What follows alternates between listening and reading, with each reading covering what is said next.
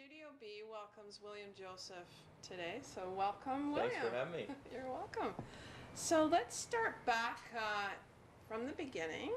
You actually received a Boyce Club of America musical scholarship. Yes. Right? Tell me about that. When I was about 8 years old, it got to a point in my life where I was taking a ton of piano lessons, and I was needing like a lot of music and materials and different things, and it got to a point basically where my parents couldn't afford, all of the lessons and everything that I needed, and so I applied for the scholarship that I had found out about, Boys and Girls Club, and was able to receive a national scholarship and held that scholarship for about 8 years. And during those 8 years, they paid for everything. Like they sent me to music camps, concerts. They helped me have a ton of lessons. I mean, it was my saving grace. That's amazing. And what qualified you for that? Or do you even know? Man, I don't remember. All I remember is I had to go into this really cold, huge recording studio, and I had to just make a couple of recordings of different pieces and submit them, and just kind of, I think I wrote a letter just saying why I needed a scholarship and things like that. Yeah. So, yeah, and then I just renewed it every year. I just kept sending them tapes and just updates of what I was doing, and they kept renewing the scholarship. So has this always been your dream, what you're doing now? Absolutely. Yeah. I always knew that I wanted to do music as a career. I've always loved writing. I've loved performing. I didn't necessarily know exactly how I was going to accomplish that. It's like, where do you find an orchestra? Yeah. How do you put together these tours? And so those have been things that I've just kind of learned as I've gone along. Yeah. But yeah, I'm totally living my dream, my lifelong dream, as far as touring the world, performing music that I've written with large groups of musicians. I mean, it's been a blast. Yeah. Now, with that part of that scholarship, you actually you went under the tutelage, or you worked with Stella Saperstein, Yes. a Russian classical pianist. Right. So tell me about that. It was so random how we found her. When I was about 4, my parents saw me go to a piano and just start playing along with a song that was on TV. Yeah. And so my parents kind of looked at each other like, hey, we should get him lessons.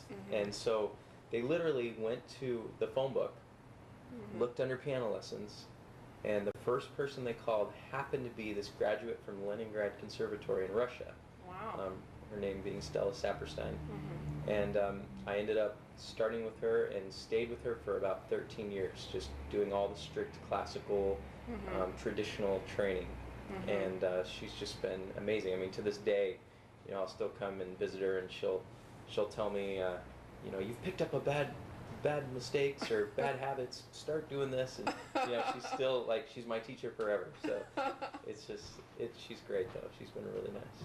Now, you actually taught at the Arizona Academy of Music as well. Did you not? No? No. Okay. Wrong research. But were you a piano teacher? I have a few people like that I kind of mentor and teach when I'm not touring. Yeah. But it's not that often. I definitely don't do that full time. Yeah. No, but in the past you did a bit, no? Just private Yeah. students here and there. Yeah. Okay. Now, tell me about the time when you met David Foster. Was that like the whole turning point of your career, or? That was a huge turning point for my career. It was a few years ago. I had a friend who found out that David Foster was coming into town. Every year he comes into Phoenix to basically head up this charity event called Celebrity Fight Night. Yeah. And so my friend called me and said, hey, I want to try and arrange an introduction for you to meet David Foster. Just show up and we'll try and make that happen. So I just showed up hoping to shake the man's hand and say, you are the man. And it was kind of while they were rehearsing on stage that I was able to meet him. And so David said, why don't you play me a song? And no pressure there. Yeah, it just totally caught me off guard. And so I was like, all right. So he took me up on stage, and I sat down and I just started playing the song that I wrote called Within. Yeah. And about 20 seconds into it, David starts conducting to the rest of the band that was sitting on stage already. And all of a sudden, like, the whole band just joined in, and we were just rocking out, just spontaneously. And when I finished, David was like, "What was that song?" Yeah. And I told him I wrote it, and he said, "You're going to come back tonight, and you're going to open the show." It's amazing. Yeah, and it happened so quickly. And so and at that point in my life, I've been performing my entire life. Yeah. And I thought I was way past the whole getting nervous thing, and Yeah. I was scared to death. Yeah. I couldn't even dress myself. But when I went back that night, it went really well, and the rest is history. I mean, he eventually invited me to his house and took me to Warner Brothers and signed me, and it's just been a crazy, crazy world ever since. That's amazing. And you had a standing ovation that night, didn't you? I did. The reception was just out of control. Like, I couldn't believe it. Because here I came from solo piano, where it's just, polite applauding. Yeah. And so when I finished, it was like we just finished this rock show. And everybody was just like, yeah. And I was like, wow, this is kind of fun. Yeah, this is all right. Yeah. And you considered that to be like a movie moment for you, right? That was a total Hollywood, like, almost an unbelievable story. Yeah. I mean, I couldn't have came up with a better scenario, and it just I'll always remember that, and just remember, where I was just 2 minutes before I met him, and it just I feel really privileged. Mm-hmm. Now, would you consider having any other movie moments that have happened to you? I have things happen all the time. I mean, as soon as I was signed, to Warner Brothers, and I started working with David, you just start getting in these circle of people that are like legends. There's all the best of the best work in this circle, and I feel like I was just kind of like taken into that and introduced to all these different people. And there were times when when we were recording the album, David said, "Okay, we have 6 weeks to do this album," because I had to hurry up and record to go on a Josh Groban tour. Yeah. And I didn't have a CD at the time, so he's like, "Just come live with me at my house in Malibu. We'll record it, and then you'll go on tour." And right. so.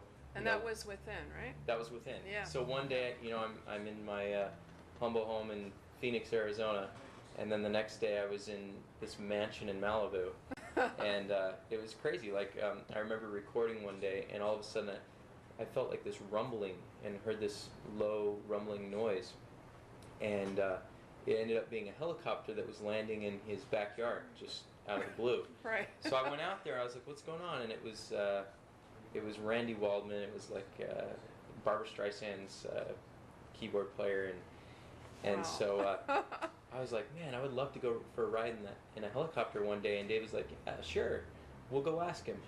So the next thing I knew, I was like, ducking down to get into this helicopter, and we took off, avoiding power lines in the neighborhood, and went flying over the beach in Malibu. And Oh, nice. it was just crazy. And let's see, another Hollywood moment. I did a show I did a show somewhere in California, north of San Francisco. Yeah. And it was like this high-end auction. They were auctioning off all sorts of things, and there was a jet. It was like this private little jet that they were auctioning off. Yeah. And I went and I sat in it just because I thought it'd be cool, and taking some pictures, and one of the pilots or the owners or someone came over and just said, "Do you want to go for a ride in that?" And I was like, not in my life. And he ended up convincing me that he would fly me home. Yeah. And so I actually ended up getting to like fly the plane and take off, and I mean, it was crazy, like all these different fun experiences. That is very cool.